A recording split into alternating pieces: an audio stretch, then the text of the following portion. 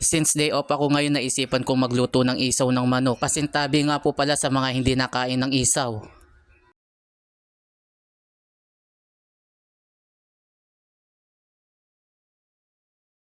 Pasado alas 9 na ng umaga na magpunta ako ng palengke para makabili ako ng mayo ulam. Since day off kami ngayon, kaya bumili na lang ako ng isaw. Yung sariwa yung binili ko, pero may nabibili na yung naka-steam na. Yun nga lang, masyadong mabusisi yung paglinis. After kong baliktarin, nilagyan ko ng asin para mawala yung dulas at saka yung lansa. At saka ko naman pinakahugasan ng maigi. At nang matapos ako, naglagay lang ako ng sapat na tubig. Pakukuluan ko muna ito kahit ilang minuto lang. At saka ako naglagay ng mga pampalasa tulad ng luya, sibuyas at dahon ng laurel. At saka yung paminta, yung buo yung nilagay ko. At konting asin, pakukulan ko lang ito kahit ilang minuto lang. Shoutout nga pala sa mga taga Cagayan Valley, lalo na kay Ma'am Leonila Suyo at sa Cruz family ng Balagtas mula kay Hilda Cruz. Habang hinihintay kong kumulo, iniready ko naman yung sibuyas at saka yung bawang. At kung nandito ka na sa bahagi ng aking video, baka pwedeng maglambing, paki-like and share naman yung aking video. Maglalagay din ako ng siling pansigang kahit isang piraso lang. Sa mga bagong followers at viewers, welcome po sa inyo. At kung hindi ka pa nakapollow sa akin, paki-follow na lang ako para updated ka sa mga susunod. At huwag mo na rin kalimutan na i-share para madami makapanood. Mula sa Concepcion, Iloilo, shoutout nga po pala kay Mick Era. After ko mahango, hinugasan ko lang saglit yung kawali at isinalang. Nilagyan ko lang ng kaunting taba yung kawali at ipiprito ko lang saglit yung isaw. Optional lang naman yan, pwede rin naman kasing hindi iprito na yung isaw at diretso ng igisa. Akala ko yung kalahating kilo marami na, kakaunti lang pala. Tama lang pala sa 2